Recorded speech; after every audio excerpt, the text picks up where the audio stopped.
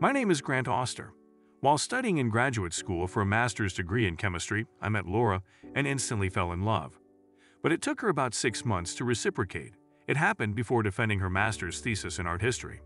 Despite the fact that we were both not very experienced in relationships, in my opinion, our sex life was great, and Laura never expressed any complaints.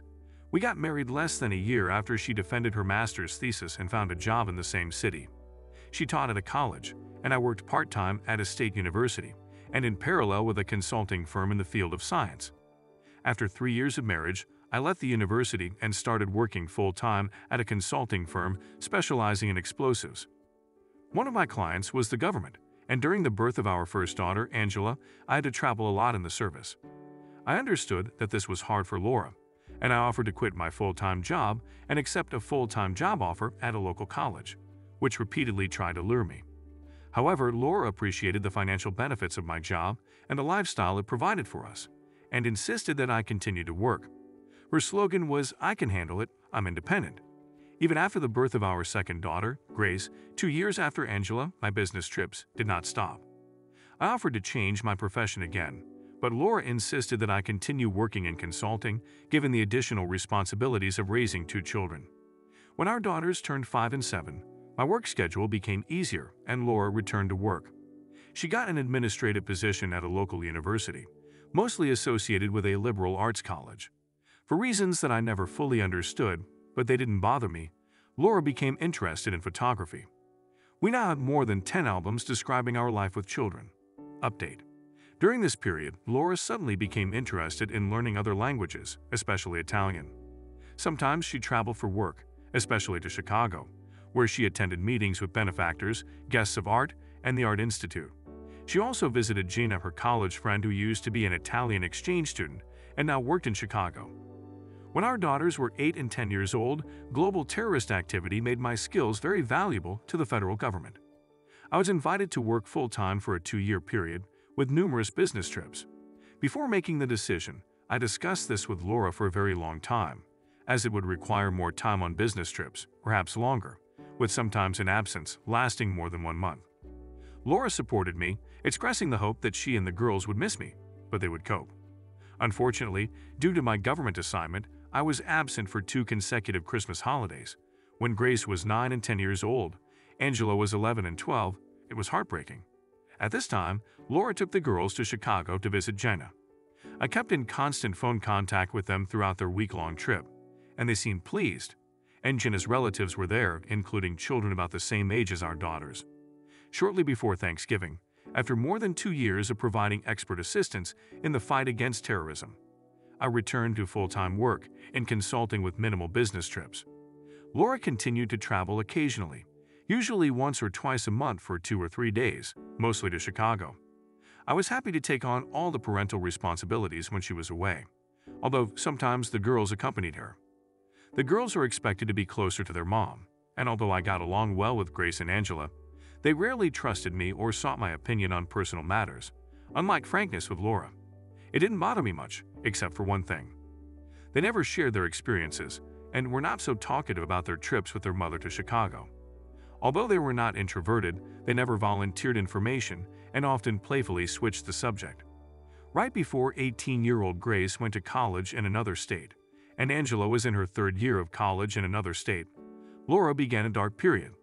After learning about her tears several times, I decided to find out the reason. She attributed this to the fact that she was facing empty nest syndrome and offered to make a trip to Chicago with the girls. The trip was hastily planned and seems to have required several long phone conversations with Gina in Italian. Since I didn't understand Italian, I accepted Laura's account of the details without a doubt, despite the fact that she had been unusually emotional in the days leading up to their departure. Laura returned from Chicago after 3 additional days, showing a more positive attitude towards life, although she did not fully return to normal. However, I was really surprised by the limited number of purchases they brought back from their shopping trip. After making inquiries, I discovered that certain items would be shipped at a later time, including those specifically sent to the college addresses of the girls. Interestingly enough, I noticed a positive change in my intimate life, which had never been a concern, except during my extended absences when I remained faithful to Laura. This improvement seemed to coincide with Grace leaving for school. I attributed this delightful shift to Laura and myself growing closer as empty nesters, thoroughly enjoying our heightened intimacy. Little did I know that a pivotal event in my story was about to unfold. One Thursday around noon, I impulsively decided to take an unscheduled break from work, without informing Laura, who was at her usual workplace. Originally, my plan was to play 9 holes of golf, but unfortunately, my plans were foiled by the rain. Nevertheless, with our upcoming anniversary in mind, I had a surprise party in the works for Laura. To execute this plan flawlessly, I sought the assistance of an event planner. Around 3 p.m., a delivery man arrived with a fragile wooden crate. Using a dolly, he carefully transported it up the 4 front steps to our house. The crate was addressed to Laura, and after signing for it, we placed it in the living room, ensuring that the label "This side up" was clearly visible. The arrival of the crate struck me as unusual, and I couldn't help but wonder about its contents. Upon examining the return address, which indicated Romano Photography Studios, situated in the heart of Chicago, I had immediately called Laura at work to inform her about the delivery. Surprisingly, she initially remained quiet, but eventually explained that it was work-related and should have been sent to her office. She mentioned that someone would assist in transporting it there the following day. Although her explanation seemed plausible, 3 factors raised suspicions. Firstly, the extended silence on the phone, which was highly unusual for the typically talkative Laura. Secondly, the authoritative tone she used when instructing me not to open it, coupled with a sense of tension in her voice. And finally, her overall uptight demeanor. Intrigued by these circumstances, I decided to capture photographs of the crate and entered the return address information into my laptop. When Laura returned from work, she hastily inspected the crate, displaying signs of suspicion of tampering. Curiosity piqued, I inquired about its contents, only to receive vague and standoffish responses. Sensing something amiss, I offered to assist in opening the crate, partly to be helpful and also to gauge her reaction. However, she insisted on inspecting it at work to check for any potential damages and to file an insurance claim if necessary. The following morning, just before leaving for work, 2 maintenance personnel from her college carefully moved the crate into a university van under Laura's watchful eye. During our conversation about the school exhibition, I subtly attempted to gauge Laura's response. Instead of maintaining eye contact, she seemed hesitant and uncertain, mentioning that she wasn't entirely sure if the purpose of the crate was related to the exhibition. Nevertheless, she assured me that she would inform me if they decided to include it. This puzzled me even further, especially since Laura stuttered twice within a span of 14 hours when discussing the same topic. This was highly uncharacteristic for someone as eloquent as her, intensifying my curiosity. If this didn't capture my interest, I wasn't quite sure what would. The 5th aspect that unnerved me and heightened my suspicions was Laura's subsequent silence regarding the mysterious crate. Over the next 2 weeks following its arrival, I diligently gathered publicly available information about Romano Photography Studios. This establishment served as the United States business front for the globally renowned photographer, Piero Romano, a name that sounded vaguely familiar. Surprisingly, despite Laura's frequent discussions about artists and photographers in relation to her photography hobby and university work, she had never mentioned him before. Piero Romano had a distinct style, with his photographs showcasing a perfect blend of genuine photographic realism and various effects. He excelled in traditional photographic techniques such as bokeh blur, panning, rule of thirds, and long exposure, often combining multiple effects within a single photo. Additionally, he had developed a unique effect named after him, the Romano abilità artistica, which loosely translates to Romano's artistry. Describing this effect in words proved challenging, but it rendered certain features super realistic, while causing adjacent ones to appear fuzzy, with alterations in color or shade within the same object. However, my description falls short of capturing its true essence. While most of the information about Piero Romano was intellectually and artistically intriguing, 2 astonishing facts stood out. The person overseeing the administration at his studio was his niece, Gina Romano Bianchi, a friend of Laura's whom I had only met once and not in Chicago. I only knew her by her married name, Gina Bianchi. Additionally, Piero had tragically passed away in a car accident on September 1 of the preceding year. His memorial service had taken place in Chicago on September 6 before his body was sent to his ancestral burial plot in Italy. The timing appeared incredibly coincidental.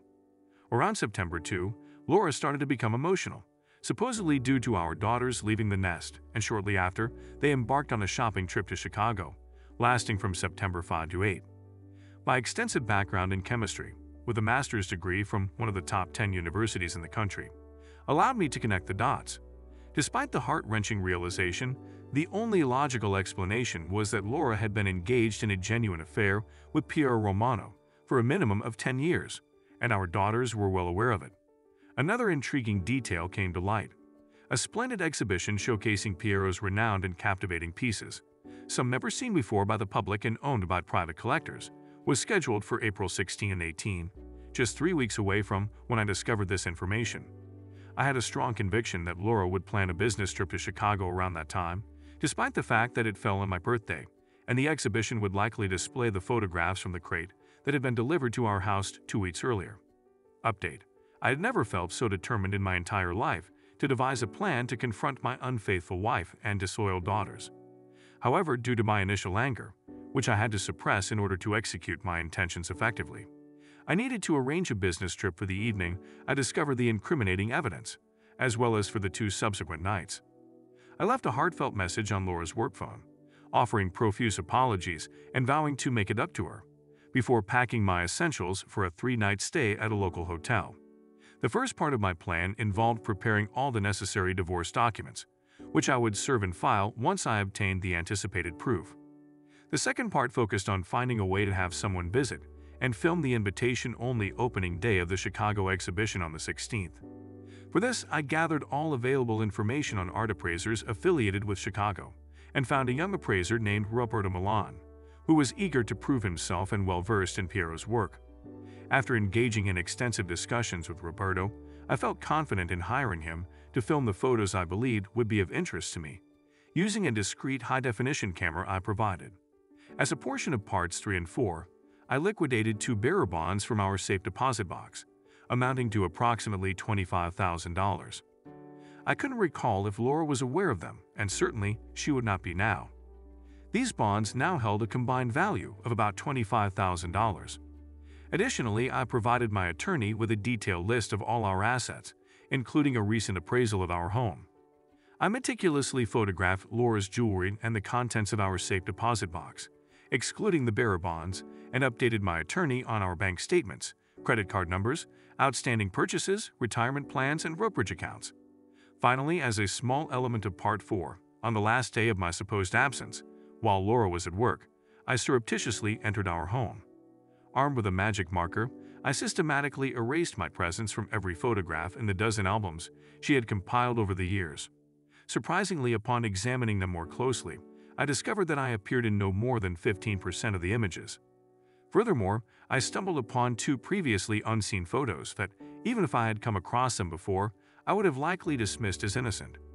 These pictures featured Laura, Gina, Grace, Angela, and notably Piero. Prior to returning the photos to their rightful place in the album, I made high-quality scans and photocopies, marked them with a discernible black mark covering Piero, accompanied by an arrow pointing at him, and labeled him as Laura's true love.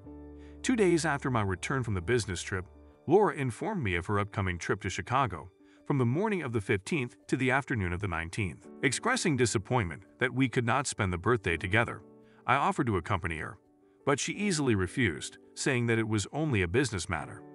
She promised to take me to the resort next weekend and assured me that she would compensate in a way I had never experienced before. After that statement, she kissed me, and at that moment I treated her like a dear girl for a minute, so I just enjoyed it. She was a little out of breath and obviously wasn't happy, but she pretended like she was, claiming that this was just a sample of what would happen next year. There was a particularly risky aspect to all parts 1, 3, and 4 of my plan. However, the rest, especially after I got used to it and hired an art appraiser, I was pretty confident that everything would work out. The risky part involved talking to Grace. Deciding that I needed to talk to her in person, I drove about 180 miles from Columbus to Carnegie Mellon University in Pittsburgh, where Grace studied chemistry, immediately after I took Laura to the airport on the morning of the 15th. Why Grace and not Angela? Although both girls looked more like their mom, Grace was much more like me, at least in the way her head worked, than Angela. Neither Angela nor Laura had ever imagined a course of study in chemical engineering close to my chemistry degrees. Besides, Grace was more difficult to lie to than Angela or Laura, And although her failure to tell me about Laura's affair with Pierrot suggested otherwise, or maybe not, she seemed more interested in the family than Angela. I had previously called Grace's mobile phone when I was about halfway there, and she even found it interesting to date. I told her that I would take her to a late lunch at a real restaurant. We met at the establishment of her choice, about a mile from the university campus, and took a secluded table. After the meal, I informed Grace that I had a very serious matter that I needed to discuss with her, and she expressed her bewilderment. Before continuing, I asked her to assure me that she would not disclose our conversation to anyone, including her mom and Angela, until the day after my birthday. I asked her about it immediately by raising my hand in the "I swear" position. She seemed surprised and noticed. "Wow, that sounds serious." "Okay, Dad, I promise, I swear," raising his hand and trying to smile. Then I revealed that I had found out about her mother's involvement with Piero Romano and was considering a divorce. "Oh no, Dad," she exclaimed, covering her mouth with her hand. Tears immediately welled up in her eyes. I continued, "There is only one hope. I need to gather all the information you have about this, and I need you to take a DNA test." "What?" she exclaimed, almost approaching a nervous breakdown.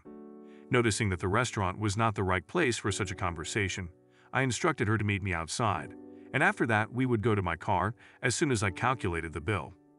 I found the waitress, paid in cash with a $1.20 tip, and found Grace still in tears on the sidewalk. As soon as we were in my car, I felt that I needed to find out the whole truth. I told Grace that our family's survival depended on her being outspoken. After a short period of crying, when it was difficult for her to express herself, and I just looked at her, she began to talk. She admitted that she didn't realize Mom's involvement with Pierrot until she was 12, despite showing affection every time we were in Chicago, especially at Christmas. Grace found out about this through Angela's remarks. Angela found out before her, but Grace didn't have the nerve to understand. When she confronted Mom explained that this was an adult matter. She explained that she was in love with two men and insisted that I would understand when I grew up. My mother stressed that I should never find out about this, because it could be the end of our family, since I was attributed too little sensitivity, as she said, to understand such difficulties. As a result, I swore to keep a secret. Grace collapsed in tears again for a while, and then continued to talk about her experiences. She said she hoped Pierrot's funeral would be the end of it all, and that you'd never know.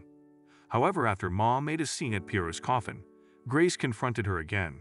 She told her mom that if she moved on to another man, she would tell the whole story to me. Mom rejected Grace, asking how she could consider her to be promiscuous. Mom claimed that she loved Pierrot and me and insisted that there would be no one else. She just needs to honor Pierrot's memory. Grace believed her and prayed that this day when I would find out the truth would never come. I am sure that Mom would not get involved in a new romance or even intimacy. I learned additional details from her until I felt that further pressure would be counterproductive. She remained consumed by anguish, just as I had foreseen, when I divulged the secondary purpose behind my visit. My intent had been to mend the estranged relationship with Grace's mother, relying on the information she had confided in me. However, to ensure complete clarity, I needed one final piece. I proposed that both of us submit DNA samples to determine if she was my biological daughter. Grace cried and vehemently opposed the idea, insisting that I was her only father. I reassured her that I knew I was her father, but establishing biological ties was equally important. Despite her protests, she reluctantly agreed. I presented her with a letter that contained the necessary samples, addressed to the laboratory, and sealed it. The instructions were clear. The results were to be sent to both Grace and me. As I drove her back to campus, she observed in silence as I dropped the envelope into an express mail mailbox. As we bid each other farewell with an embrace, she pleaded with me to forgive her mother and salvage our family. I explained that, at present, I could not make any promises, for I refused to deceive like her mother does. Nonetheless, I acknowledged that Grace had taken a step forward in increasing the chances of healing the fractures in our bond. I reminded her to keep our conversation a secret until at least the 19th. With a smile, she assured me and hesitated before mentioning one final detail. She informed me that her mother and Angela planned to attend a Chicago exhibition of Pierrot's artwork, which included photographs of her mother on my birthday. She conveyed her mother's apology for the unfortunate timing, but emphasized the obligation to attend due to works inherited from Pierrot. Grace was invited to join, but her heavy workload prevented her from doing so. I smiled and nonchalantly responded, "I know, thank you for being honest." We shared one last embrace, and she left. Unbeknownst to her, tears streamed down my face, for I realized that my relationship with Angela was now as lifeless as the one with Laura. I had yet to decide if I could salvage anything with Grace. Grace remained unaware that our conversation in the car had been recorded, a hidden truth that would undoubtedly cause her anguish. It was only a fraction of part 4 of my plan.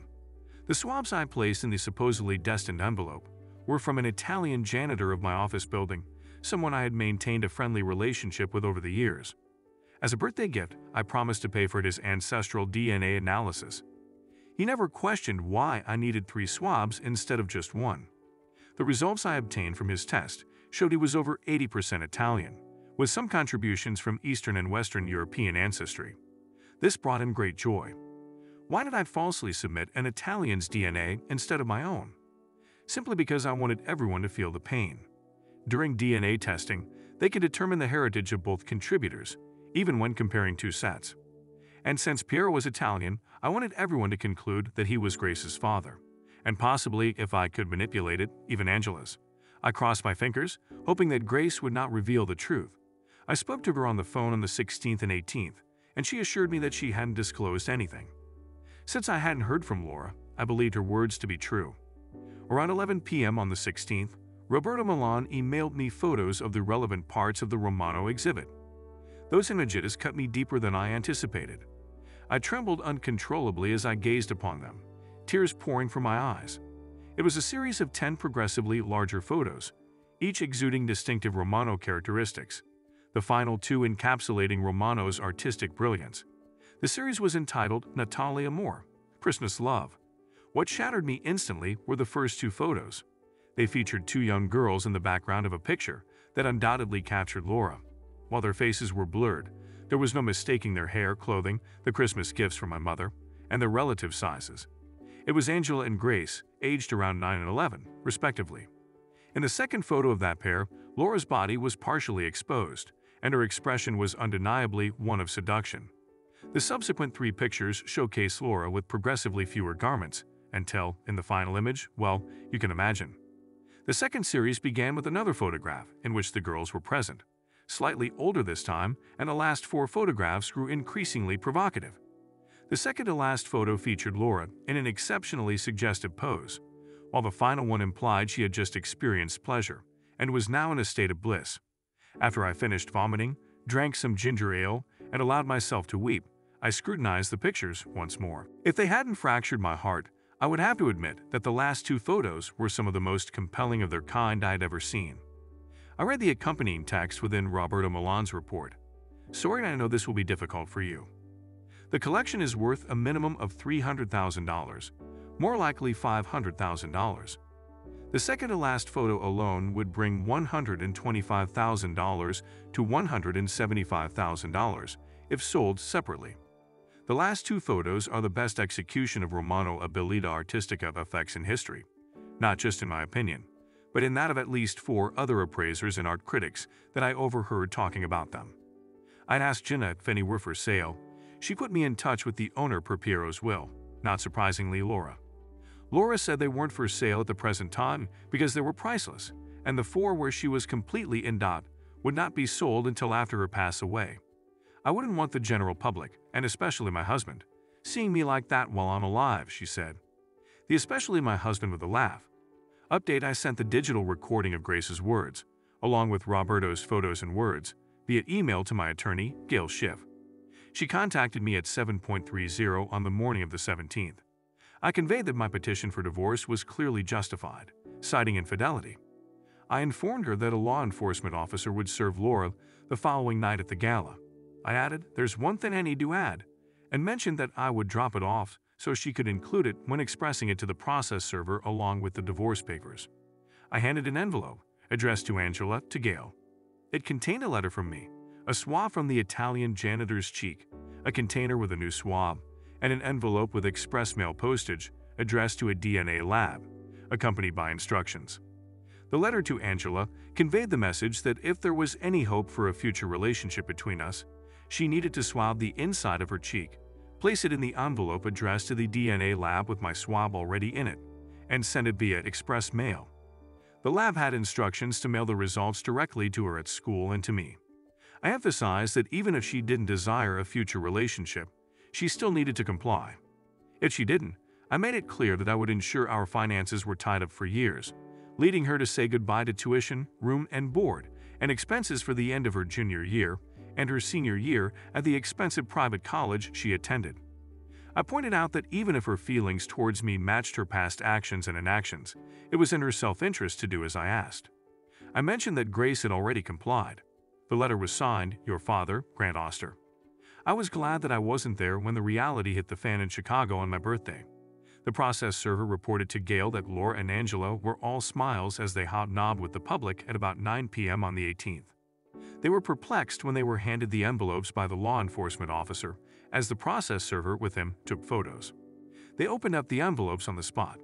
The law enforcement officer left, but the process server stayed behind, taking more photos until he was kicked out. The photos he emailed to Gail and Gail to me showed Laura sinking lower and lower onto the ground, ultimately landing in a fetal position, and Angela first distraught, then angry, and then trying to tend to her prone mother. Angela called me the morning of the 19th. After expressing her disgust with the way I handled serving the papers, I responded strongly, using language I had never used with her before, expressing that it was tough and she should tell it to someone who cares. Following this, she stated that she wasn't inclined to do the DNA test. In a sarcastic tone, I questioned whether she didn't want to find out who her biological father is, as opposed to the one who has been supporting her all these years. She replied, affirming that I am her father. In response, I expressed uncertainty, stating that maybe I am, maybe not. However, I emphasized that one thing is certain. I've already instructed my attorney to freeze all of her mother's and my accounts. I assured her that there would be no money for her education or living expenses, since she's 20 years old in the future, unless she mails that envelope with her cheek swab. Now that I think of it, I mentioned to her that I would need a video of her swabbing her cheek, putting it in the envelope, and mailing it all at the same time in order to believe her. This was due to the lies she had told me over the years. I emphasized that I hadn't lied to her. She retorted, pointing out that I hadn't told the whole truth, as my sister would have her tuition paid. I expressed my displeasure, stating that she seemed to be as unpleasant as her mother, and I had no intention of wasting time discussing it further, because it disgusted me. I gave her an ultimatum. Either do as I say and email me the video, or this would be the last conversation we ever had in her life. After that, I forcefully hung up the phone. It's satisfying to have a landline where slamming the phone down makes a statement, unlike a cell phone where pushing the red button provides no emphasis. The mother did not attempt to call me from the 18th to the 21st. She likely delayed her return to Columbus for 2 days, consoling herself with her close friend Gina. The excitement at the exhibition on the 18th made its way into 2 local Chicago papers, complete with a photo of Laura, seemingly provided by the process server. Amid the urge to expel my stomach contents, I found some amusement. It was apparent that Laura had visited the house, which I no longer considered a home, on the 22nd. I deduced this as the envelope I had left on the new front door, reinforced with steel and a changed lock, similar to the side and rear doors, had vanished. My attorney's message on my cell phone indicated the need for a discussion. The envelope was addressed to Vile Ducking Slot, an assumption I believed Laura would recognize. My brief message inside conveyed, hey, contact your attorney regarding the retrieval of your personal belongings. The sooner we sell the house and conclude our sham of a marriage, the better. I'll resist any attempt by you to return to this house until it is sold. Consider doing something decent for once in our farcical relationship, and don't resist it. Even though economic reasons seem to be your sole motivation, given your lack of love or respect for me, your formerly clueless ex, Grant. P.S. The doors are booby-trapped. Any unauthorized entry will start all of your previous family albums on fire. It required a court appearance by the attorneys for something to be worked out with respect to living arrangements. I probably could have gotten exactly what I wanted if I didn't put that PS on the note to the slot, but I couldn't help myself. We finally, through our attorneys, agreed to both vacate the house and immediately put it on the market with the amount of our temporary housing expenses considered in the division of assets. Laura tried to be difficult in the monetary negotiations, but she had no bargaining power because she acquired her precious photographs from Piero while we were still married. When I demanded 5 photographs, she could choose 1, then me, etc., until all 10 were divvied up. According to her attorney, she got hysterical. especially since by that time she had seen how I had doctored the family photo albums. At Laura's insistence, we took Roberto's appraisal of the photographs. One done by an appraiser hired by her and one by a neutral appraiser. Hilariously, Roberto's was the lowest one, costing her $200,000 more than if she had accepted his appraisal. Since this was seriously cutting into what she would end up with, she offered me 2 of the photographs that she chose. However, she rescinded that offer when I had my attorney tell hers that I agreed as long as she had them delivered to the local firing range, and she watched what I did to them. When all was said and done, by the time the divorce proceedings had concluded, Laura was left with her personal possessions, half the furniture and 1/4 of the sale price of the house, nothing else, including no alimony, but a suspended jail sentence. More about that later. We did agree to jointly pay all of the college expenses of Grace and Angela until they graduated, but nothing more than that. As for Angela and Grace, as expected, the DNA results came back that they were not my biological daughters. That infuriated Laura so much that she almost had a stroke. I talked to Grace about it, not Angela, who had complied with my request solely to get her college expenses paid and apparently was happy with no future relationship with me. My daughter conveyed that her mother claimed the DNA test results were incorrect. According to her, Mom asserted that during her marriage to me, she never had any close relations with anyone other than me and Piero. Additionally, she insisted that she never even met Piero before our daughter was born. I responded by questioning why, if that were the case, our daughter's father had Italian ancestry like Piero, while my family lineage is entirely Dutch on both sides. I expressed my skepticism, highlighting that her mother has proven to be a pathological liar throughout our more than 24-year relationship, deceiving me about her love for me. Despite all this, she mentioned that her mother desired another DNA test. I explained to my children that the DNA test wasn't going to happen since they were not minors, and it was unrelated to the divorce. I clarified that I merely wanted to know the truth in my mind, and I wanted both of them to be aware of it. I reminded them that they witnessed me swabbing my cheek, putting the swab in the envelope, and then mailing it. In response to my daughter's request, I mentioned that her mother's desire for a face-to-face conversation wasn't something I would entertain. I informed them that I instructed my attorney to ignore her repeated requests. I questioned why I would have any reason to engage in a conversation with her.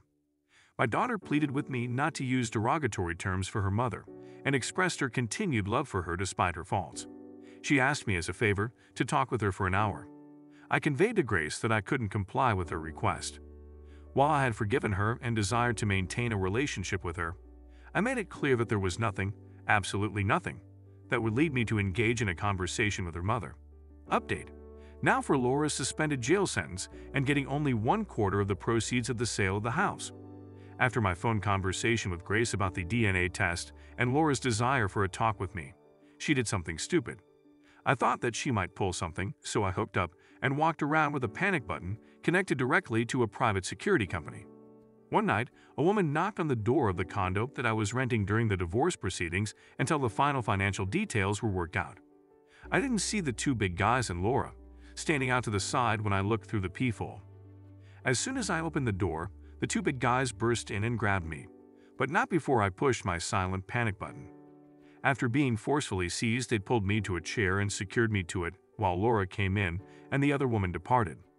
Laura expressed regret for resorting to such measures, attributing it to my refusal to meet with her and redo the DNA test, which she insisted was incorrect. Following this, she initiated a conversation with some upbeat remarks, claiming she always loved me and asserting that her affection extended to Piero as well. She contended that her heart was expansive enough to encompass love for both of us.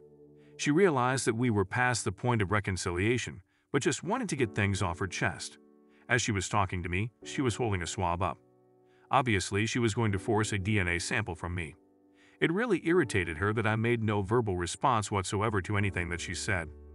I refused to even acknowledge her presence, trying my best to avoid all eye contact. Fortunately, as she was about to have her 2 goons pry my mouth open for a DNA swab, there was a response to my panic button. The security company had called the police and 3 cops, with weapons drawn, barged into the house. They found me tied up, and one of the miscreants had illegal items in his pants pocket. They found me tied up, and one of the miscreants had illegal items in his pants pocket. I explained the situation. The cops ignored Laura's plea to simply let them go. They meant no damage, and they arrested the 3 of them. The little kidnapping event didn't play well with the judge in our divorce proceedings. After she let it be known that if she had to rule it would be really bad for Laura, I got the division of assets and other considerations set forth above. The criminal court took pity on Laura since it was her first offense. She got a 2-year suspended sentence and a $10,000 fine, which was from her share alone of the marital assets. The two guys didn't fare as well because they had shady histories. One got a year in prison before parole was possible, and the one with the illegal items got 5 years before parole was possible. Part 4 of my plan did not end when the divorce was final, although I will not admit here or anywhere else that I had anything to do with it. Just karma is what I always respond when asked about it. 18 months after the divorce was final, I was on a cruise of the Caribbean with a 32-year-old hot little divorcee who loved to be treated right and richly. She looked too much like Laura at that age and was too hot for me to look for a permanent relationship with her. But she was fun to be with even though she wore me out dating. While I was dating on the cruise, Laura's apartment was broken into while she was at work. The place was trashed. Some items were stolen during a break-in, including the second most provocative and valuable Romano photo of Laura. More items were destroyed than stolen, however, including 7 of the other 8 remaining Romano photos and all of the family photo albums. Upon my return, I became a suspect. While it was impossible for me to have committed the crime myself since I was on a boat 2,000 miles away, Laura insisted to the cops that I paid someone to carry it out. As soon as the cops approached me and hinted that I was a suspect, I refused to talk to them and sought legal representation. After scrutinizing my phone and financial records, which naturally excluded the 2 cashed-out bearer bonds that were never part of the divorce estate, they found no evidence that I could have paid anyone for the act. Furthermore, there was no association found with anyone capable of committing such deeds. 6 months after their initial contact with me, it seemed that the cops practically gave up, even though I am sure that Laura continued to pester them. Once the statute of limitations expired, I threw a party, my it's all finally over celebration, attended mostly by friends. My parents were no longer alive, but my brother, his wife, my 2 nephews, my new love interest, Melody, Melody's 2 adult children, and Grace, her husband, and my granddaughter were present. I have had no relationship with Angela, was not invited to her wedding, and wouldn't have attended even if invited. I learned from Grace that Angela's husband caught her cheating, and she is in the early stages of divorce proceedings. Laura gave Grace an ultimatum: either sever all ties with me or with her. To everyone's surprise, including mine, Grace chose me, likely because she was convinced that Laura was, as I had represented, a pathological liar.